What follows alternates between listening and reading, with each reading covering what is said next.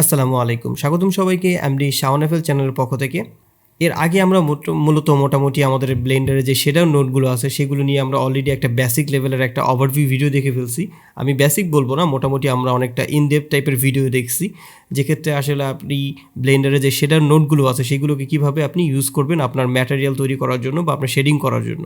এর বাইরেও কিছু ভাইদের কোয়েশ্চেন ছিল আসলে আমাদের এই শেডার নোটগুলোকে আমরা রিয়েল লাইফে কীভাবে আমাদের প্রজেক্টে আরও বেশি পরিমাণে কাজে লাগাতে পারি এফেক্টিভ ওয়েতে। তো ঠিক তেমনই আজকে একটা ভিডিও নিয়ে আজকে আপনাদের সাথে শেয়ার করব।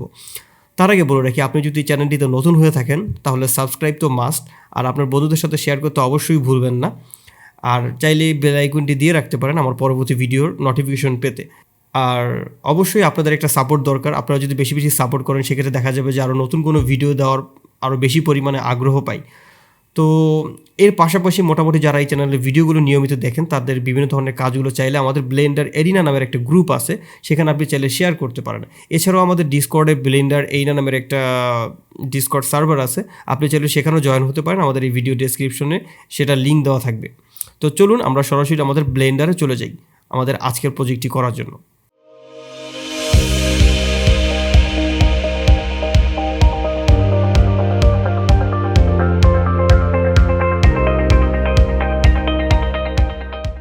আমি আজকে ব্লেন্ডারটা জাস্ট ওপেন করলাম এবং ব্লেন্ডারের সেই 3.3.3 এই 3 ভার্সন, আমি এই ভার্সনটা ইউজ করতেছি। এটা মূলত একটা LTS ভার্সন। তো এটাকে আমরা জাস্ট একটা ম্যানিপুলেট করব, একটা বার্নিং এফেক্ট তৈরি করব ম্যাটেরিয়াল, মানে কি বলে এটাকে, বার্নিং একটা এফেক্ট তৈরি করব আমরা সেটার নোট ইউজ করে। তো কিভাবে সেটা করতে পারি, তো চলুন আমরা জাস্ট একটা টেক্সট লিখি আগে। জাস্ট আমি একটা টেক্সট লিখে ফেললাম। আমি জাস্ট এটাকে একটু টেক্সট লিখে আমি একটু নাম লিখে ফেলি, আমার নামটা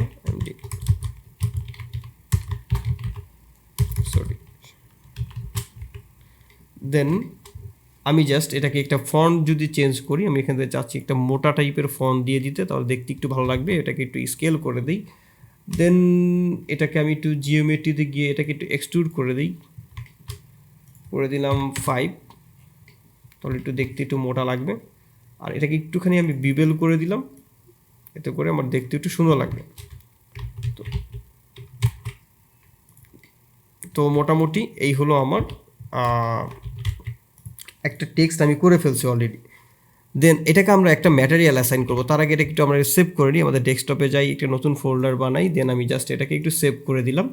দেন এবার যদি আমরা আমাদের শেডিংয়ে যদি চলে যাই, এবার আমি জাস্ট শেডিংটা করার আগে আমাদের যে রেন্ডার ইঞ্জিন আছে সেটাকে আমি করে দিলাম ইভি, এবং মোটামুটি আমার এখানে যে স্যাম্পলটা আছে সেই স্যাম্পলটা অলরেডি থাকুক। দেন আমি আমাদের ম্যাটেরিয়ালে চলে যাব। দেন আমি এখান থেকে নিউতে দিতে পারি অথবা এখান থেকে নিউতে দিতে পারি। তো জাস্ট আমি নিউতে দিলে আমার সাথে সাথে একটা প্রিন্সিপাল bsdf চলে আসছে। তো এটা নিয়ে আমি তেমন কোনো ডিটেলস কোনো কথা বলবো না, কারণ অলরেডি এটা নিয়ে ডিটেলস একটা প্লেলিস্ট আমাদের আছে, সেখানে আপনি গিয়ে দেখতে পারেন। তো আমি একটা মিক্স শেডার নিয়ে নেব। মিক্স শেডারের কাজটা হলো দুইটা শেডারকে একত্রিত করা। তো আমি এটার সাথে একটা ট্রান্সপারেন্ট শেডার নেব। আমাদের যে ট্রান্সপারেন্ট bsdf আছে এই শেডারটাকে আমি নিয়ে নিব। কিন্তু দেখেন তেমন কোনো কিন্তু পরিবর্তন নাই, কারণ আমি এখন টোটালি আমাদের ভিউপোর্ডে মানে আছে আর কি, সলিড ভিউপোর্ডে। আমি জাস্ট আমাদের রেন্ডার ভিউপোর্ডে যদি চলে যাই, এবং আমি চাচ্ছি আমাদের সিনে একটা লাইট দেওয়ার জন্য আমি আপাতত জাস্ট একটা HDRI ইউজ করি। সিম্পল কোনো একটা HDRI আমি জাস্ট ইউজ করতে পারি। একটু রাতের দিকের কোনো HDRI সাপোজ, অথবা এরকম ধরনের কোনো একটা HDRI আমি জাস্ট একটু ইউজ করলাম। দেন দেখেন এটাকে যদি আমি একটু ম্যানিপুলেট করি, আমাদের এই মিক্স শেডারটাকে যদি আমি একটু নাড়াচাড়া করি, তাহলে দেখেন ঠিক এদিকে যদি চলে যায় এটা টোটালি আমাদের ব্ল্যাক দেখাইতেছে, কারণ এটা ট্রান্সপারেন্ট হওয়ার কথা। আর যদি এদিকে চলে আসে সরাসরি আমাদের হোয়াইট দেখাইতেছে। তো আমরা জানি যে আমাদের ইভিতে কিন্তু কখনও ওভাবে ডিরেক্টলি আপনার ট্রান্সপারেন্ট গ্লাসটা দেখায় না। এর জন্য আপনাকে জাস্ট ম্যাটেরিয়ালে গিয়ে এখান থেকে ব্যাক ফেসটাকে অন করে দিতে হবে, ব্যাক ফেস কার্টিংটা অন করে দিতে হবে। দেন এখান থেকে আমাদের আলফা ব্লেন্ড করে দিতে হবে, তাহলেই আমরা এটাকে আমাদের কি বলে এটাকে আমরা ট্রান্সপারেন্ট দেখতে পারবো। তো আমি যদি একবার এদিকে চলে যাই, দেন আমাদের ওই লেখাটা দেখেন ট্রান্সপারেন্ট হয়ে গেছে। আমি যদি এখানে চলে আসি তাহলে আমাদের এটাকে একটু সাদা দেখাইতেছে।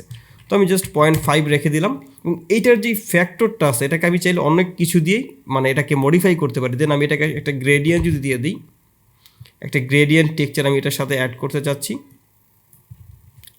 তো যদি দেখেন এই কালারটা অলরেডি আমার একটা গ্রেডিয়েন্ট টাইপের একটা লুক চলে আসছে। তার আগে আমি জাস্ট এটার এইচডিআর এর যেই কালারটা সেটাকে অফ করে দিই। আমি জাস্ট একটা নর্মাল একটা এরিয়া লাইট ইউজ করি, এক্ষেত্রে মনে হয় আমাদের বুঝতে একটু সুবিধা হবে। জাস্ট আমি এরিয়া লাইট থেকে এটাকে 500 করে দিলাম।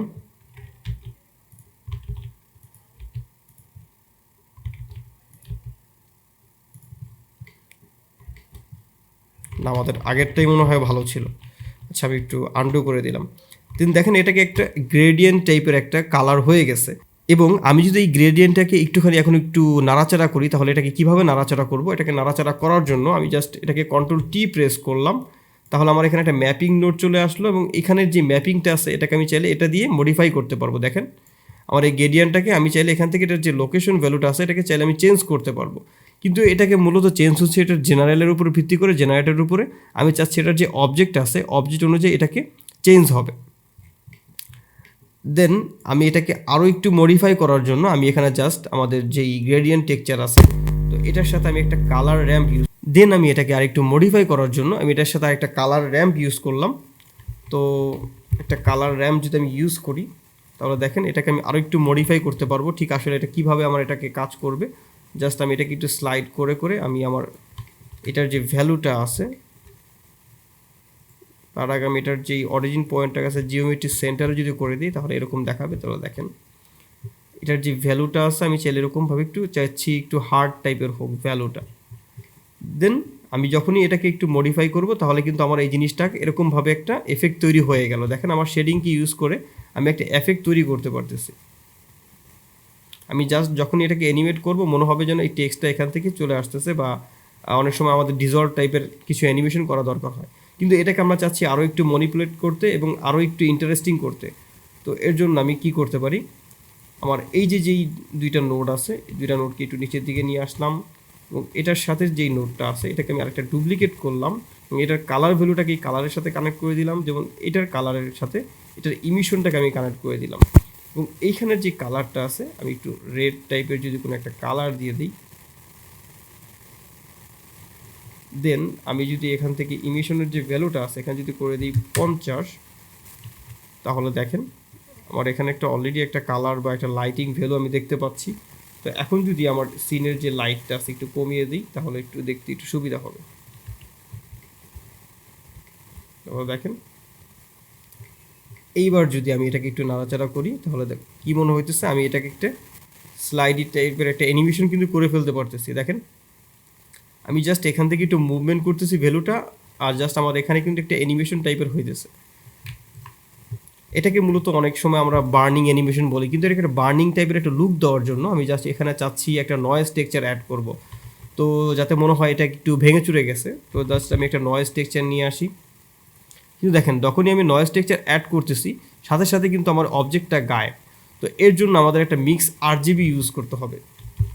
আমি যদি একটুখানি মিক্স আরজিবিটা এখানে ইউজ করি তাও দেখেন আমাদের ওখানে এভাবে কিন্তু দেখাইতেছে না। তো আমাকে অবজেক্টটা এই মিক্স আরজিবির সাথে কানেক্টেড করতে হবে, তখনই কিন্তু আমি এই নয়েজের সাথে গিয়ে আমি আমার এই অবজেক্টটার সাথে দেখতে পাবো। নয়েজটাও এখানে কানেক্ট হয়েছে, দেন আমার এইটা যেই অবজেক্টটা আছে সেটাও আমার সাথে কানেক্টেড হয়েছে, দেন এই দুইটাকে একটা মিক্স হয়ে গেছে অলরেডি। এখানে অবশ্যই এখানে মিক্স থাকতে হবে। দেন মিক্স হওয়ার পরে এটা আমাদের ম্যাপিংয়ে যাইতেছে, দেন এখান থেকে এই কাজটা করতেছে। তো আমরা যদি এখন যদি কি বলে এটাকে আমরা যদি এখান থেকে আবারও নাড়াচাড়া করি তাহলে দেখেন মনে হচ্ছে যেন খুব সুন্দরভাবে একটা পোড়া টাইপের এফেক্ট তৈরি হইতেছে আমাদের। তো আমি চাইলে এখানে যে নয়েজের ভ্যালু আছে এটাকে একটু বাড়াতে বা কমাতে পারি।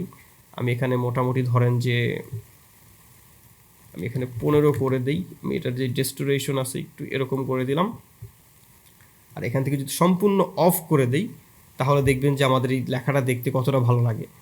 দেন আমি যদি এটাকে আরও একটু এই পাশে নিয়ে আসি তাহলে দেখেন জাস্ট আমি একটা অ্যানিমেশন করব, কি বলে এটাকে আমি প্রথমে একটু 0 করে দিই, দেন আমি এটাকে একটু সারফেসের লাইট একটু বাড়াই,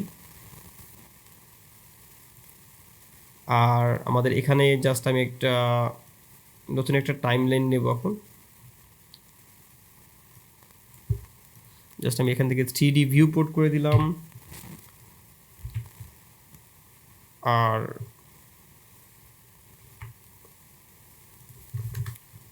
এখানে আমি একটা নতুন একটা টাইম লাইন নিয়ে নিব, দেন আমি এখান থেকে একটু অ্যানিমেট করব আসলে আমার এটার ভ্যালুটা।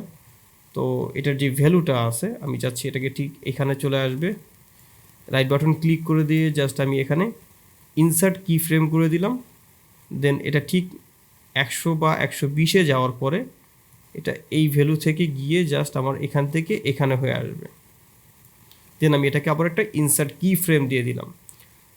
আর এটাকে আমি টোটালি 120 সেকেন্ডেরই একটা অ্যানিমেশন করলাম।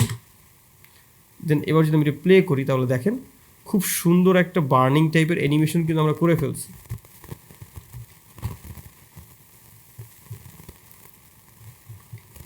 আমি যদি আমাদের নোটটাকে আরেকবার একটু দেখি তাহলে দেখেন এই হলো আমাদের নোট আর এই হলো আমাদের অ্যানিমেশন। আমি এটাকে একটু আবারও 0 করে দিই। এইবার যদি আমরা একটু অ্যানিমেশনটাকে প্লে করি, আমি এখানে আবারও একটু টাইম লাইনে নিয়ে আসি, এই দেখেন আমাদের অ্যানিমেশনটা কিন্তু অনেকটা এরকম হয়ে গেছে। তো আপনি কিন্তু চাইলে খুব সহজেই এরকম টাইপের একটা অ্যানিমেশন করতে পারবেন জাস্ট আপনার এরকম সিম্পল কিছু নোডের কাজ করে, যেটাকে মূলত বার্নিং অ্যানিমেশন বলা হয়েছে। আপনি চাইলে যে কোনো সময় কালারও কিন্তু চেঞ্জ করতে পারবেন এখান থেকে। জাস্ট আমি আমার রেডের জায়গায় জাস্ট আমি এরকম নীল রঙের একটা কালার দিয়ে দিতে পারি, অথবা চাইলে আপনার যে প্রথম যে ম্যাটেরিয়ালটা আছে সেই ম্যাটেরিয়ালটার একটা কালার দিতে পারেন। সাপোজ আমাদের প্রথম যে ম্যাটেরিয়ালটা আছে সেটা থাকবে টোটালি সবুজ এবং এটারও একটা ইমিশন ভ্যালু থাকবে। সরি, এটা অলরেডি আমরা ইমিশন দিয়ে ফেলছি।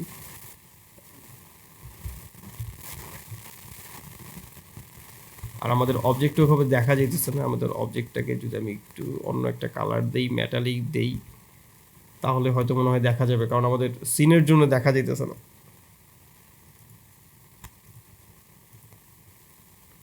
আচ্ছা, তো জাস্ট আমি একটু HDRI-টা চেঞ্জ করে দিই, তাহলেই মনে হয় আমাদের মোটামুটি এটা দেখা যাবে। তো এই হলো মোটামুটি আমাদের যেই কী বলে এটাকে বার্নিং অ্যানিমেশন অনেক সময় আমরা দেখে থাকি, বা আপনি দেখা গেল যে একটা ইন্ট্রো তৈরি করার কাজেও এই ধরনের অ্যানিমেশন কিন্তু আপনি চাইলে ব্যবহার করতে পারবেন। তো এই ছিল আমাদের মোটামুটি আজকের এই টিউটোরিয়াল। আশা করি এই ভিডিওটা আপনাদের অনেক কাজে লাগবে। আপনি চাইলে এখানে যেই নয়েজ টেক্সচার আছে সেই নয়েজ টেক্সচারের বদলে আপনি চাইলে অন্য কোনো একটা টেক্সচার ইউজ করতে পারেন। সাপোজ আমি যদি এটাকে চেঞ্জ করে দিই, আমি চাচ্ছি এটাকে অন্য একটা টেক্সচার ইউজ করব, ভর্নয় টেক্সচারটা ইউজ করব। জাস্ট আমি এখানে গিয়ে জাস্ট ভর্নটাকে অ্যাড করে দিলাম। এবার যদি একটু প্লে করে দেখি তাহলে দেখেন আমার অ্যানিমেশনটা অন্যরকম হইতেছে। আমি জাস্ট এটাকেও ডিলিট করে দিলাম, আর এই ভর্নয়ের যে কালারটা আছে কালারটা জাস্ট এই কালারের সাথে দিয়ে দিলাম।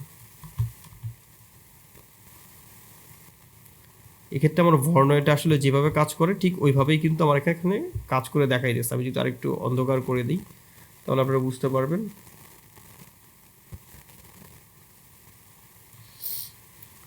তো এই ছিল আমাদের একটা ম্যাটেরিয়ালের টোটাল ভিডিও। আশা করি ভিডিওটা আপনারা অনেকেই বুঝতে পারছেন, আর যারা বুঝতে পারেন নাই তাদের জন্য রিকোয়েস্টে থাকবে আপনারা যাতে অন্তত ব্লেন্ডারের যেই নোডের যে প্লে লিস্টটা আছে আমার, সেই প্লে লিস্টটাকে একবার গিয়েও পুরোটা যদি শেষ করেন তাহলে আশা করি বুঝতে পারবেন যে আসলে আমি কোথা থেকে কোন নোডটাকে ইউজ করছি। আর যদিও আমাদের নয়েজ টেক্সচার বা ভর্নয় নিয়ে কোনো ভিডিও দেওয়া হয় নাই, তো এটা নিয়ে আমরা খুব শীঘ্রই ভিডিও দেবো। তবে আশা করি ভিডিওটা ফলো করলে আপনি এরকম টাইপের অ্যানিমেশন করতে পারবেন, বা আপনার খুব সহজে কিন্তু আপনার নিজের জন্য একটা ইন্ট্রো তৈরি করতে পারবেন। তো সেই পর্যন্ত সবাই ভালো থাকবেন, সুস্থ থাকবেন। আল্লাহ হাফেজ।